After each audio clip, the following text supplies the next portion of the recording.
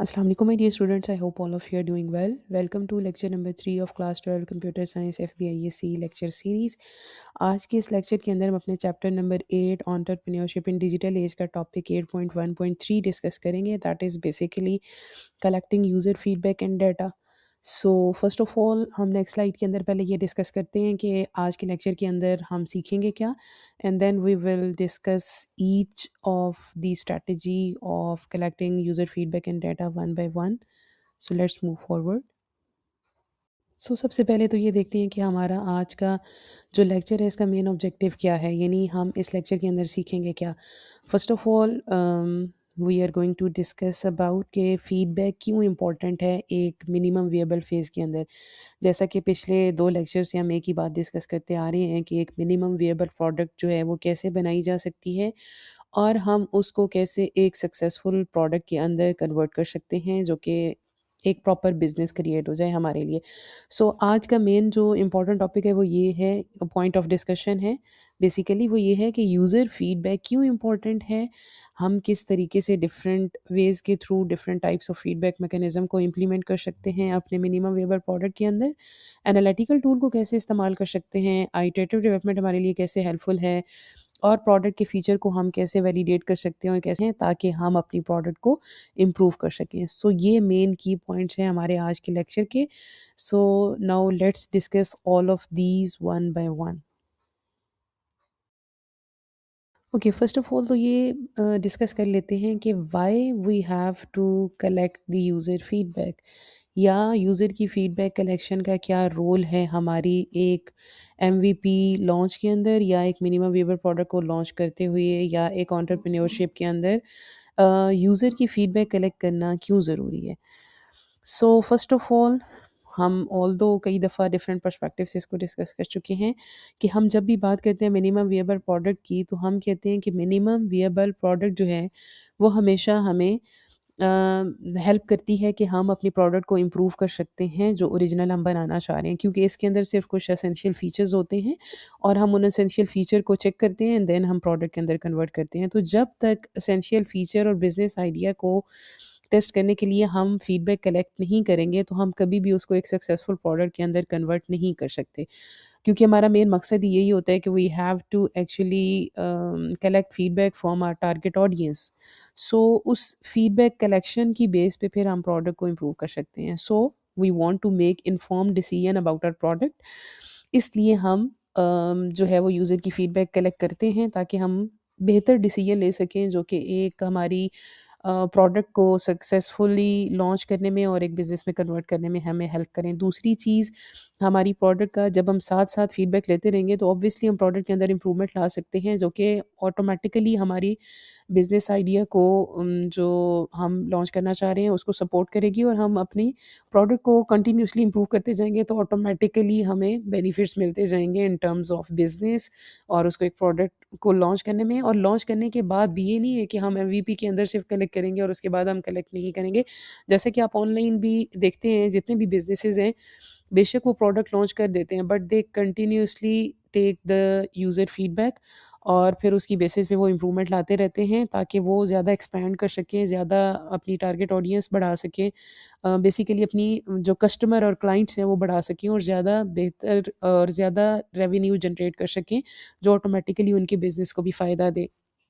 So basically they want to achieve the long term goals ताकि वो long term goals को achieve करने पे भी उन्हें हेल्प करे. प्लस जो मेन एक पॉइंट जो कई दफ़ा हम पहले भी डिस्कस कर चुके हैं कि हमारा मेन मकसद ही क्या होता है कि हमने जो प्रोडक्ट बनानी होती है वो यूज़र सेंट्रिक होती है. यूज़र सेंट्रिक का मतलब क्या है कि हर चीज़ रिवॉल्व करती है कि यूज़र क्या चाहता है, जैसा यूज़र चाहता होगा हम वैसी प्रोडक्ट बनाएंगे तभी तो वो हमारी प्रोडक्ट इस्तेमाल करेगा और हमारे बिज़नेस की सक्सेसफुल कंप्लीशन में भी हमें हेल्प करेगा. सो ये मेन की पॉइंट्स हैं, यानी अगर आपके पेपर में क्वेश्चन आ जाता है और आप आंसर लिखना चाहते हो तो आप ये हेडिंग दे के ये पॉइंट्स लिख सकते हो कि हमें क्यों ज़रूरी है कि हम फीडबैक कलेक्ट करें. और अगर यूँ भी क्वेश्चन पूछा जा सकता है कि अगर हम फीडबैक कलेक्ट करते हैं तो उसका हमें फ़ायदा क्या होगा, what are the advantages of collecting user feedback. तो अब हम डिस्कस करते हैं कि हम किस-किस तरीके से फीडबैक कलेक्ट कर सकते हैं ताकि हम ज़्यादा बेहतर तरीके से कलेक्ट करें. जितनी हमारी कलेक्शन और फीडबैक बेहतर होगी उतना ऑटोमेटिकली हमारा एमवीपी और प्रोडक्ट में भी हमें हेल्प मिलेगी. सो now let's move forward toward the first point कि किस तरीके से हम फीडबैक कलेक्ट कर सकते हैं. ओके, सो सबसे पहले फीडबैक का जो पॉइंट है वो हमारे पास है फीडबैक मैकेनिज्म। जैसा कि मैं आपको हमेशा कहती हूँ कि नाम से याद रखा करें या नाम को देखा करें, वो वर्ड ही आपको मीनिंग डिपिक्ट कर रहे होते हैं और आपके लिए उस टॉपिक को लर्न करना भी आसान हो जाता है और उसको मेमोराइज करना भी आसान हो जाता है। अब देखिए मैकेनिज्म क्या होता है? Mechanism is any kind of a method और अ वे जिसके थ्रू आप कोई काम करो। तो फीडबैक मैकेनिज्म क्या होगा? The ways, the channels, the methods through which a customer or a client or a user can give the feedback to the team और टू द कंपनी और ऑर्गेनाइजेशन या जिसकी भी वो प्रोडक्ट इस्तेमाल कर रहा है, वो हमारा फीडबैक मैकेनिज्म कहलाता है। सो फीडबैक मैकेनिज्म कई तरह के हो सकते हैं और ये बेसिकली वो चैनल्स और वेज हैं जिसके थ्रू यूज़र जो है वो एक जिसकी प्रोडक्ट इस्तेमाल कर रहा है उस कंपनी से कॉन्टैक्ट कर सकता है, उसे फीडबैक दे सकता है। और अगर हम बात करें करंटली अपने इस टॉपिक के लिहाज से, तो अगर एक मिनिमम विएबल प्रोडक्ट है, तो कस्टमर और क्लाइंट किस तरीके से जो है वो अपनी फीडबैक आसानी से अपने जो भी जिसकी प्रोडक्ट इस्तेमाल कर रहा है उसकी टीम तक, उस कंपनी तक, उस ऑर्गेनाइजेशन तक पहुँचा सकता है। अब इसके कई तरीके हैं, कई मेथड और वेज़ हो सकते हैं, जैसा कि आप नॉर्मली ऑनलाइन भी देखते हैं। इवन कि सिंपल सी एग्ज़ाम्पल लेते हैं, मैं एक यूट्यूब की वीडियो अपलोड करती हूँ, आप कमेंट्स में उसके रिव्यूज़ देते हैं, तो मुझे आइडिया होता है कि अच्छा मुझे नेक्स्ट टॉपिक की कौन-सी वीडियो बनानी चाहिए, कौन-सी चीज़ है जिसमें मुझे फ़ोकस करना चाहिए, तो मैं भी उसके थ्रू फीडबैक की बेसिस पे अपने चैनल के अंदर यानी अपने इस यूट्यूब चैनल के अंदर उसको बेहतर कर सकती हूँ, राइट? तो ये भी एक फीडबैक का तरीका ही है। सो मोस्टली फीडबैक कैसे होते हैं? कुछ होते हैं इन ऐप सर्वे। इन ऐप सर्वे का मतलब क्या है? दिस इज़ वन मेथड कि आप अपनी एप्लीकेशन के अंदर ही एक क्वेश्चनियर सा डाल दें। जैसे अक्सर आप देखते हैं ना कि कोई भी आप ऐप इस्तेमाल कर रहे होते हैं तो अचानक से ऊपर कुछ क्वेश्चंस आ जाते हैं, do you enjoying this application और नॉट, और उस पे कोई 5 स्टार लगे होते हैं और आप स्टार पे सॉरी स्टार पे आप क्लिक करते हैं और या फीडबैक देते हैं, या फिर नीचे कमेंट सेक्शन आ रहा होता है, एक टेक्स्ट बॉक्स सा बना होता है और आप उसके अंदर कुछ टाइप कर सकते हैं। तो आप इस तरीके से क्वेश्चनेयर डाल सकते हैं और यूज़र से पूछें कि क्या वो इस चीज़ को या उस फीचर को या उस स्पेसिफिक पेज पे जिस पे वो इस वक़्त हैं, वो इसको कितना उनके लिए ये यूज़फुल है, क्या वो इसको एन्जॉय कर रहे हैं, क्या वो इसके अंदर वो चीज़ जो चाह रहे थे वो उन्हें मिल रही है या नहीं मिल रही। तो आप उससे एक सर्वे के थ्रू एप्लीकेशन के अंदर ही फीडबैक कलेक्ट कर सकते हैं और फिर उसको आप एनालाइज़ करके देन उसके अकॉर्डिंग डिसीजन ले सकते हैं। अगला है फीडबैक फॉर्म। फॉर्म क्या होता है? अब इन ऐप सर्वे और फीडबैक फॉर्म ऑलमोस्ट सिमिलर हैं बट थोड़ा-सा डिफरेंस है। देखिए जो इन ऐप सर्वे है उसके अंदर हम एप्लीकेशन के अंदर ही डाल रहे हैं, राइट? फीडबैक फॉर्म ज़रूरी नहीं है कि उसके अंदर हो भी सकता है, वो भी अ काइंड ऑफ फॉर्म ही है, लेकिन इसके अलावा ये भी होता है कि अक्सर आप एंड पे या अलग से सेपरेटली भी कोई फीडबैक फॉर्म क्रिएट कर सकते हैं और वो पूरा जो आपका फॉर्म होगा उसके अंदर आप डिफरेंट क्वेश्चन डाल दें। फॉर्म के अंदर बेसिकली ऑप्शंस भी होती हैं, क्वेश्चन भी हो सकते हैं, टेक्स्ट बॉक्सेस भी हो सकते हैं, जिस तरह होते हैं कुछ एमसीक्यूज़ टाइप जिस तरह आपके होते हैं, यानी वो जैसे सर्वे होता है कि 4 स्टार बने हुए हैं या फिर किसी सर्कल के ऊपर आपको क्लिक करना है या येस और नो है, या फिर टेक्स्ट बॉक्सेस हैं जिसके अंदर आप क्वेश्चन डाल सकते हैं या आप इन डिटेल पढ़ चुके हैं पहले, तो आपको आइडिया होगा कि फीडबैक फॉर्म कौन से हैं। तो ये एक तरीका है जिसके थ्रू हम कलेक्ट कर सकते हैं। देन है direct contact option. Direct contact option भी अक्सर आपने वेबसाइट्स के ऊपर देखा होगा, लाइव चैट आ रही होती है जहाँ पर आप उनसे कोई भी जो भी आपकी क्वेरी है वो आप रिज़ॉल्व कर सकते हैं, आप पूछ सकते हैं, आप उन्हें ईमेल कर सकते हैं और या आप किसी भी तरीके से सपोर्ट टिकिंग टिकट का जो सिस्टम है वो हो सकता है। तो बेसिकली इसका मकसद क्या है कि सपोर्ट टिकिंग टिकट सिस्टम क्या होता है कि जब आप कोई भी ईमेल भेजते हैं या कस्टमर से आप सॉरी आप जो टीम है उससे जब कांटेक्ट करते हैं या उन्हें कोई रिक्वेस्ट भेजते हैं, जैसे कॉन्टेक्ट अस फॉर्म वगैरह होते हैं वेबसाइट के अंदर या फिर डिफरेंट प्लेटफॉर्म के अंदर, तो उसमें आपका मैसेज एक टिकट में कन्वर्ट हो जाता है और फिर वो उसको ट्रैक करना उनके लिए आसान हो जाता है। इसका मकसद क्या होता है कि यूज़र की जो रिक्वेस्ट है या जो भी इशू है या कंप्लेन है वो कहीं मतलब मिस ना हो जाए और वो रह ना जाए, तो वो प्रॉपर्ली फिर एक टीम मेंबर को असाइन हो जाती है एंड देन वो आप उसको ट्रैक कर सकते हैं और जब तक वो रिज़ॉल्व नहीं होती तो ये टिकट जनरेटेड रहता है और जब वो रिज़ॉल्व हो जाता है तो फिर उसको एंड कर दिया जाता है। तो ये भी एक मेथड है जिसके थ्रू फीडबैक कलेक्ट की जा सकती है। तो ये कुछ तरीके हैं, इस तरह के कई और मेथड्स अवेलेबल हैं जो कि यूज़ हो सकते हैं, जिनके थ्रू फीडबैक कलेक्ट की जा सकती है और जैसे मैंने आपको एक और एग्जांपल कमेंट्स वगैरह की भी दी, और इस तरह के आप डिफरेंट प्लेटफ़ॉर्म के ऊपर जब भी उन्हें यूज़ करते हैं तो देखा करें कि यहाँ पर फीडबैक का कौन-सा तरीका इस्तेमाल किया गया है जो ऑटोमैटिकली आपको उस चीज़ को याद रखने में भी हेल्प करेगा। तो these are the method that we can use simply. अगर पेपर में 3 मार्क्स का क्वेश्चन आता है तो you can write these points easily. Okay, so next है यूज़र इंटरव्यूज़। अब यूज़र इंटरव्यूज़ ये सेकंड स्ट्रैटेजी है जो आप इस्तेमाल कर सकते हैं, या आप कह सकते हैं one of the strategy that you can use in order to collect the feedback from your users. और बाकी तो नाम से पता चल रहा है, इंटरव्यूज़ जिस तरह कंडक्ट किए जाते हैं जिसके अंदर कुछ क्वेश्चंस पूछे जाते हैं, और मकसद क्या होता है कि ज़्यादा से ज़्यादा in depth knowledge, in depth insights और इन्फॉर्मेशन जो है वो हमने कलेक्ट करनी है फ्रॉम द यूज़र्स, ताकि हम ज़्यादा प्रोडक्ट को बेहतर कर सकें। और अपने मिनिमम वेएबल प्रोडक्ट की अगर बात करें करंटली अपने सिनेरियो के अंदर, तो हम कह सकते हैं कि हम उसको ज़्यादा इम्प्रूव कर सकें और प्रॉपर प्रोडक्ट के अंदर लॉन्च कर सकें। सो उसके लिए हम 2 मेथड इस्तेमाल कर सकते हैं, वन टू वन इंटरव्यू भी हो सकता है और फ़ोकस ग्रुप भी हो सकता है। अब जहाँ तक मुझे याद है तो ये इन डिटेल हम फर्स्ट ईयर के चैप्टर के अंदर पढ़ चुके हैं कि हम किस-किस तरीके से जो है वो इनको यूज़ करते हैं, फ़ायदा क्या होता है और क्या-क्या बेनिफिट्स हैं जो हम इससे गेन कर सकते हैं।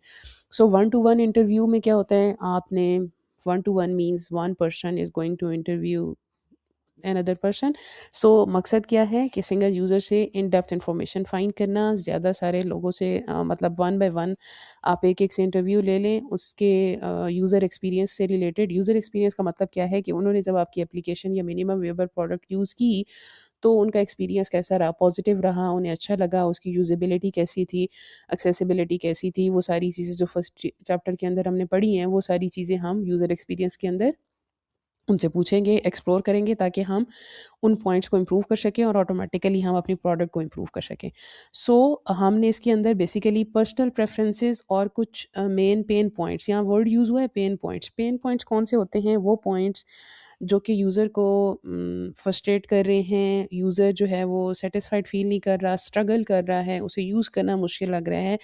तो वो तमाम ऐसे पॉइंट्स जो भी यूज़र के लिए प्रॉब्लम क्रिएट कर रहे हैं, या यूज़र सैटिस्फाइड नहीं हो रहा उनकी वजह से, तो हमें वो पॉइंट्स फाइंड करने हैं। अब जब हम मल्टीपल लोगों से वन बाय वन इंटरव्यू लेते हैं, तो कुछ ऐसे पॉइंट्स होंगे जो कि कॉमन होंगे।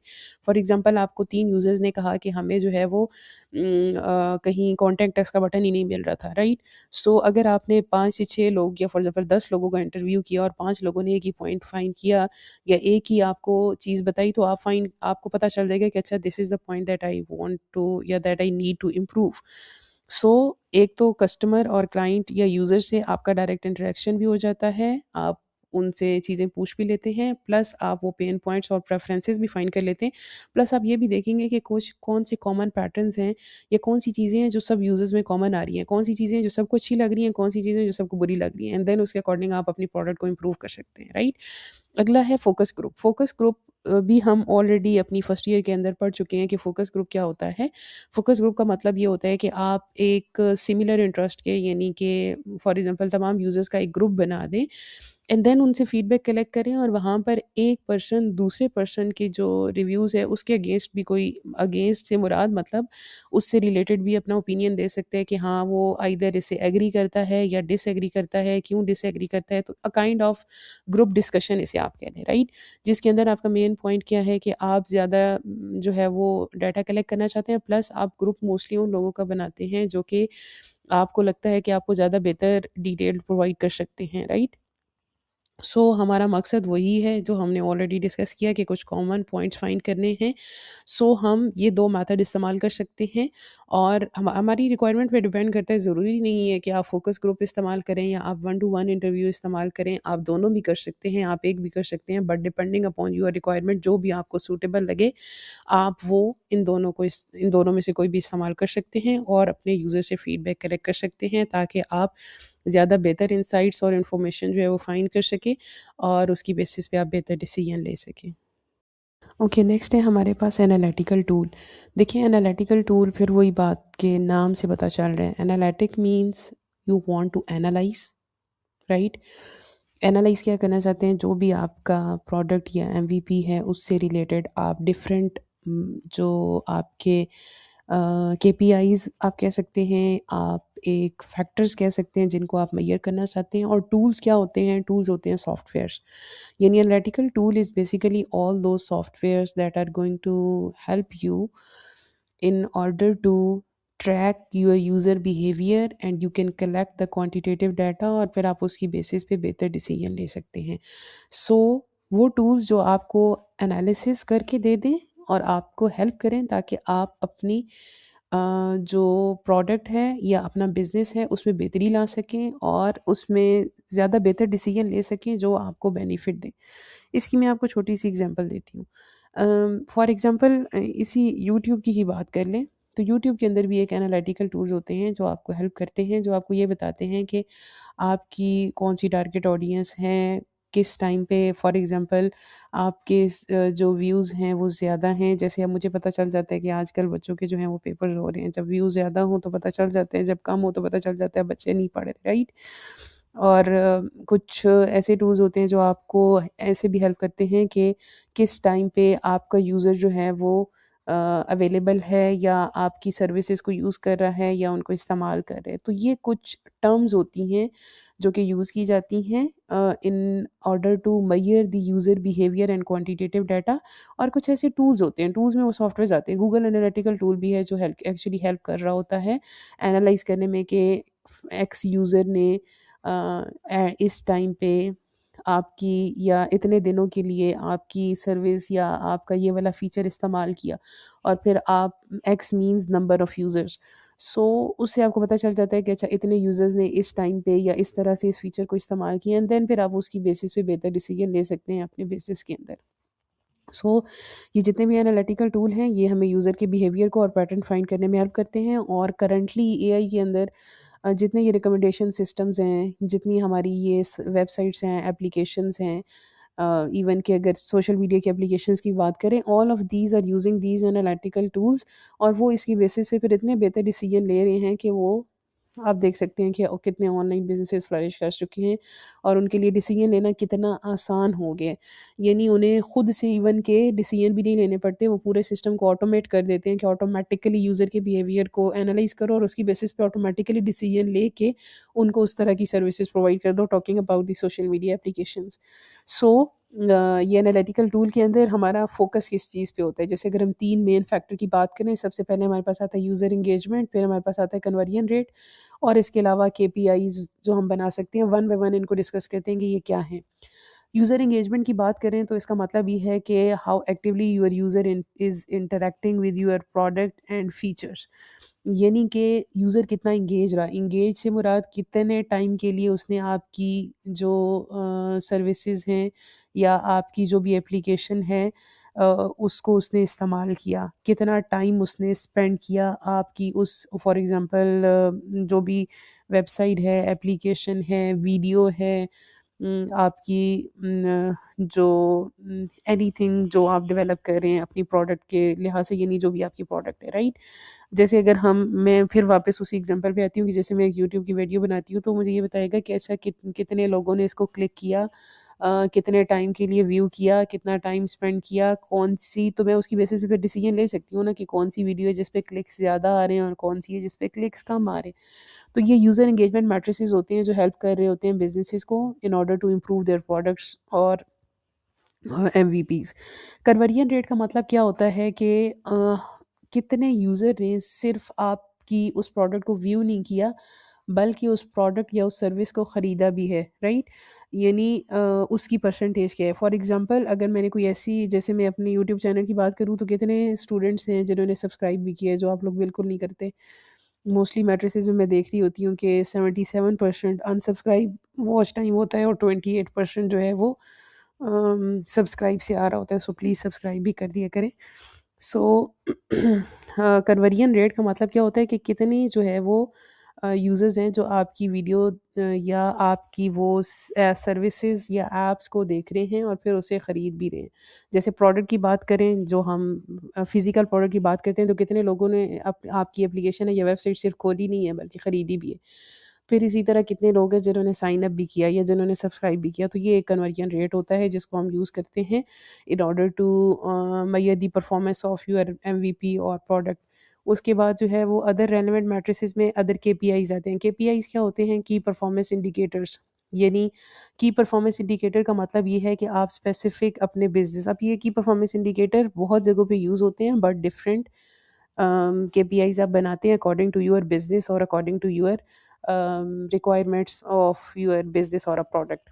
जैसे अगर मैं करंटली बात करूँ फॉर एग्ज़ाम्पल अपने इस कंप्यूटर सिस्टम की, तो उसके अंदर हम ये देख सकते हैं कि अगर कोई चीज़ आपने अपलोड की है तो उसके अंदर कितने डाउनलोड्स आए, इसके अलावा कितने कमेंट्स आए। तो ये वो तमाम मैट्रिसेस भी होते हैं जो आपको हेल्प कर रहे होते हैं। कितने टाइम तक वॉच टाइम गया, सो डिफरेंट आप मैट्रिसेस क्रिएट कर सकते हैं। बेसिकली केपीआई से मुराद ये तमाम स्पेसिफिक फीचर्स हैं, की परफॉर्मेंस इंडिकेटर्स हैं, जिनसे आप अपनी परफॉर्मेंस को एनालाइज़ कर सकते हैं एंड देन उसकी बेसिस पे आप बेहतर डिसीजन ले सकते हैं। सो इन एनालिटिकल टूल्स की वजह से हमें बहुत हेल्प मिलती है ताकि हम अपनी सर्विसेज़ को, प्रोडक्ट्स को, मिनिमम वेएबल प्रोडक्ट्स को ज़्यादा से ज़्यादा जो है वो इम्प्रूव कर सकें और उसकी बेसिस पे बेहतर डिसीजन ले सकें। अब हमने ये तो काफ़ी डिस्कस कर लिया कि किस-किस तरीके से हम फीडबैक गैदर कर सकते हैं, किस तरीके से उसको एनालाइज़ कर सकते हैं, एनालिटिकल टूल्स को इस्तेमाल कर सकते हैं और उसकी बेहतर पे कैसे डिसीजन ले सकते हैं। अब बात करते हैं एनालिसिस की, यानी फॉर एग्ज़ाम्पल जैसे एनालिटिकल टूल है वो भी हमें क्वांटिटी और मैट्रिसेस तो दे देते हैं। बट बाद में उन मैट्रिसेस की बेस पे डिसीजन तो हमने खुद लेना है कि हम किस तरीके से उन चीज़ों को इम्प्रूव करें जहाँ परफॉर्मेंस अच्छी नहीं आ रही, या कौन सी की परफॉर्मेंस इंडिकेटर्स की वैल्यू जो है वो डाउन जा रही है, या आप जो गोल अचीव करना चाह रहे हैं वो आप नहीं कर पा रहे, तो आपको कहाँ इम्प्रूवमेंट की ज़रूरत है। तो यहाँ हम बात करेंगे कि हम फीडबैक एनालिसिस कैसे ले सकते हैं और क्यों ज़रूरी है बेसिकली। देखिए, अगर आपने फीडबैक गैदर भी कर ली, आपने एनालिटिकल टूल के थ्रू उसको एनालाइज़ देख भी लिया, उसने आपको पूरा एनालिसिस दे दिया। लेकिन अगर आप उस एनालिसिस को प्रॉपरली अपनी डिसीजन मेकिंग में इस्तेमाल नहीं करेंगे, तो उस एनालिसिस का बेसिकली तो वो एनालिसिस होगा ही नहीं ना, फिर आपने सिर्फ़ उसको देखा है, एनालाइज़ करके उसकी बेसिस पे डिसीजन नहीं लिए। तो ये जो टॉपिक है इसके अंदर बेसिकली हम ये डिस्कस करना चाह रहे हैं कि वो एनालिसिस किस तरीके से हमारे लिए हेल्पफुल हो सकता है और हमें क्या करना चाहिए। बेसिकली तो आप रेगुलरली फीडबैक सिर्फ कलेक्ट नहीं करनी, बल्कि उसमें से कॉमन पैटर्न्स और कुछ इंपॉर्टेंट चीज़ें हैं जो आपने फाइंड करनी है। जैसे फॉर एग्जांपल, अगर मैं बात करूँ अपने चैनल के ऊपर, तो ज़्यादातर अभी जो स्टूडेंट्स के एक फीडबैक आ रही होती है वो यही है कि हमें पीबीए की समझ नहीं आ रही कि हम पीबीए की तैयारी कैसे करें, राइट? सो इसका मतलब क्या है कि मुझे यहाँ से ये पता चल रहा है कि I should focus on that content, ताकि मेरी ऑडियंस को वो चीज़ मिले जो वो चाह रहे हैं, राइट? जो ऑटोमेटिकली मुझे अपने चैनल को ग्रो करने में हेल्प करेगी। So this is the analysis, this is the pattern, this is the trend. For example, एक कॉमन पैटर्न मैंने फाइंड कर लिया कि ये इश्यू सबको फेस करना पड़ रहा है, so I should work on that, right? So feedback analysis के अंदर आपने क्या करना होता है कि फर्स्ट ऑफ ऑल तो आपने कलेक्ट करना है, जो हमने डिस्कस कर लिया, सर्वे करें, इंटरव्यू करें, डिफरेंट एनालिटिकल टूल से एनालिसिस करें, देन उसके अकॉर्डिंग उसको कैटेगराइज़ करें। ये तो मेरा तो छोटा-सा चैनल है ना, हम बात करें बड़े-बड़े बिज़नेसेस की जहाँ पर मिनिमम वेएबल प्रोडक्ट है, राइट?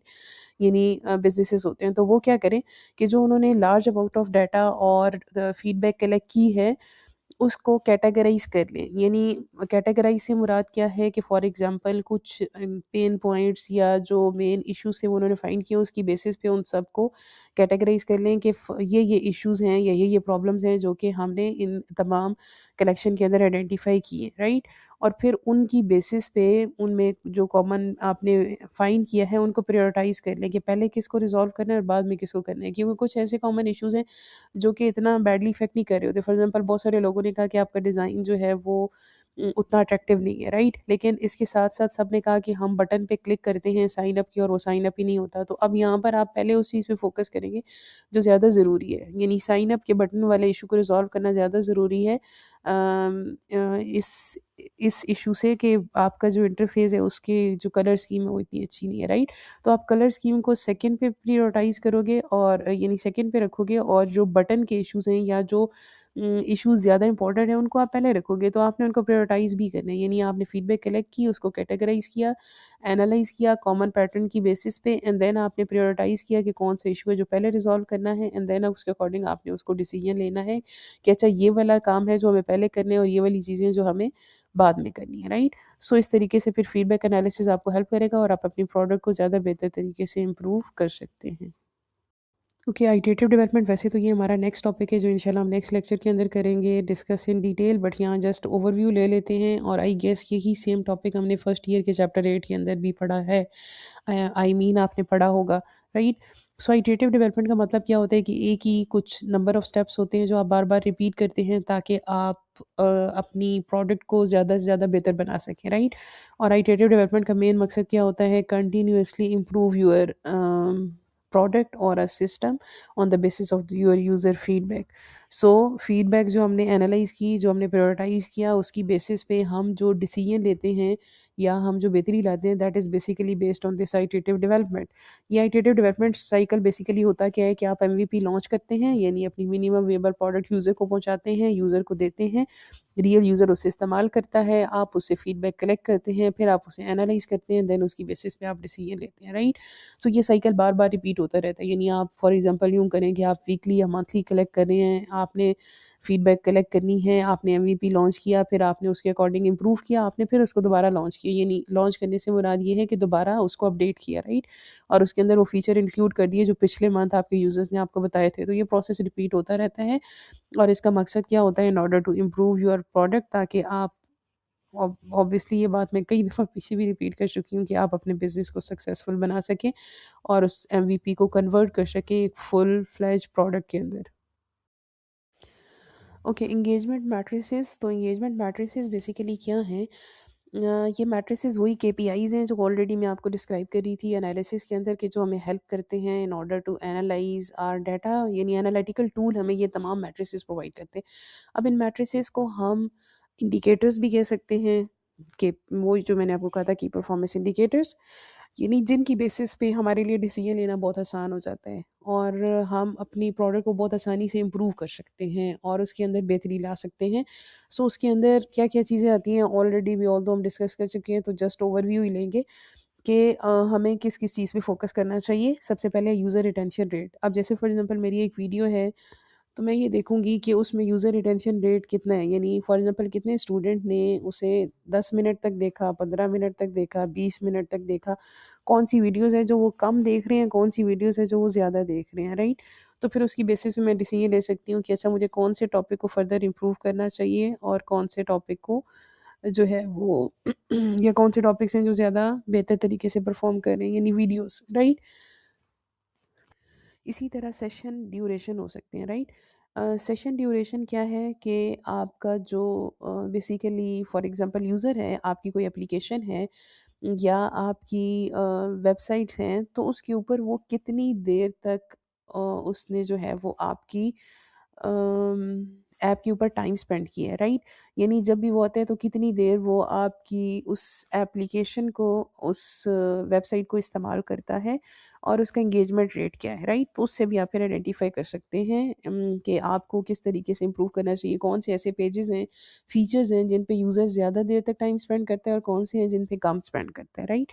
फिर डेली और मंथली एक्टिव यूज़र्स हम फाइंड कर सकते हैं कि डेली एक्टिव यूज़र्स कितने हैं और मंथली एक्टिव यूज़र्स कितने हैं, और फिर उसकी बेसिस पे आप अपनी प्रोडक्ट के अंदर ऑटोमेटिकली इम्प्रूव ला सकते हैं। फिर यूज़र सेटिस्फेक्शन स्कोर भी आप देख सकते हैं। यानी कि आप जो है वो सर्वेज़ करा सकते हैं, आप डिफरेंट तरह की स्ट्रैटेजीज़ इस्तेमाल कर सकते हैं कि यूज़र कितना सेटिस्फाइड है, और फिर उसकी बेसिस पे भी आप डिसीजन ले सकते हैं कि आपको किस किस फ़ील्ड या किस-किस फॉर एग्ज़ाम्पल प्रोडक्ट के अंदर या उसके फ़ीचर के अंदर बेसिकली किस-किस फ़ीचर को जो है वो इम्प्रूव करना चाहिए और उसको बेहतर करना चाहिए, ताकि ऑटोमैटिकली आपका जो बिज़नेस है वो बेहतर परफ़ॉर्म करे, राइट? तो ये कुछ केपीआईज़ हैं, की परफॉर्मेंस इंडिकेटर्स हैं, जिन्हें आप मैट्रिसेस भी कह सकते हैं। इस तरह के तमाम हम मैट्रिसेस अपने बिज़नेस की रिक्वायरमेंट के मुताबिक बना सकते हैं और उसकी बेसिस पे एनालिसिस करके ज़्यादा बेहतर डिसीजन ले सकते हैं। So this is also one of the method जो कि आपको फीडबैक कलेक्ट करने में और फीडबैक कलेक्ट करके उसको प्रोडक्ट को इम्प्रूव करने में हेल्प करता है। Okay, so the next is the feature validation. Basically feature validation का मतलब क्या है कि on the basis of user data and feedback हमने अपने जो मिनिमम विएबल प्रोडक्ट हमने बनाई है, उसके मेन फीचर्स को वैलिडेट करना है, यानी चेक करना है क्या वाक़ई ही यूज़र उस फीचर को यूज़ करेगा, क्या वाक़ई ही यूज़र की रिक्वायरमेंट के मुताबिक वो फीचर बना है या नहीं बना, और अगर हमारी वैलिडेशन फ़ेल होती है तो then we will move toward the pivot points, and then हम अपनी स्ट्रैटेजी को चेंज करेंगे और उस स्ट्रैटेजी के मुताबिक हम अपनी उस फीचर को एनहांस करेंगे। फॉर एग्ज़ाम्पल अगर हम बात करें अपने वैलिडेशन की, तो वैलिडेशन के अंदर मेन मकसद तो हमारा क्या होता है कि we want to check that whether our feature जो हमने बनाए हैं they are actually helping us to beat our main goal, और क्या हम जो फ़ीचर बना रहे हैं वो यूज़र की नीड और प्रेफ़रेंसेस के मुताबिक है या फिर नहीं है। तो वैलिडेशन हमें उस चीज़ को चेक करने में हेल्प करती है, एंड देन अगर वैलिडेशन फ़ेल होती है तो we can actually move towards the pivot points, यानी हम उसके अकॉर्डिंग उसमें चेंजेस करेंगे, एंड देन उस प्रोडक्ट और फीचर को इन्हांस करेंगे और अपनी स्ट्रैटेजी चेंज करेंगे ताकि हम अपने गोल को अचीव कर सकें। सो वैलिडेशन के अंदर हम अपने एंगेजमेंट मैट्रिसेस को देखते हैं, क्या वो पॉजिटिव ट्रेंड शो कर रहे हैं, क्या यूज़र उस चीज़ को यूज़ कर रहा है। फॉर एग्जांपल हमने एंगेजमेंट मैट्रिसेस की बात की थी कि हम यूज़र रिटेंशन की बात कर सकते हैं, हम अपने यूज़र एंगेजमेंट को चेक कर सकते हैं, तो हम अपने मैट्रिसेस के थ्रू वैलिडेट करेंगे कि क्या हमारी स्ट्रैटेजी काम कर रही है। अगर तो काम कर रही है तो हम इसी फीचर्स को बेसिकली फर्दर इम्प्रूव करेंगे, एनहांस करेंगे और इसको कंटिन्यू करेंगे, और अगर ऐसा नहीं होगा तो हम उनको टोटली चेंज कर लेंगे और अपनी स्ट्रैटेजी ही चेंज कर लेंगे। अगर आप छोटी सी एग्जांपल दें, फॉर एग्जांपल हमने कोई एप्लीकेशन बनाई है जो कि प्रोडक्टिविटी ऐप है और वो फ्रीलांसर्स के लिए है, और उसका लैंडिंग पेज हमने बनाया लेकिन किसी ने भी साइन अप नहीं किया। तो हमने कहा कि आवर वैलिडेशन फेल, सो उस वैलिडेशन के अकॉर्डिंग हमने अपने पिवट जो स्ट्रैटेजी है उस पिवट की तरफ हम मूव किए, यानी हमने कहा कि हम अपनी स्ट्रैटेजी चेंज करते हैं। हमने इंस्टेड ऑफ फ्रीलांसर्स टारगेट किया स्मॉल टीम्स को।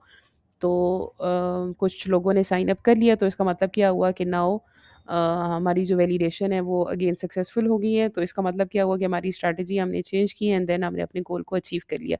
तो बेसिकली वैलिडेशन के अंदर हम अपने गोल को चेक करते हैं, अपने उन तमाम फीचर्स को चेक करते हैं कि क्या वो यूज़र की प्रेफ़रेंसेस के मुताबिक हैं, क्या वो गोल अचीव करने में हमें हेल्प कर रहे हैं, नहीं करेंगे तो हम उनको चेंज कर लेंगे।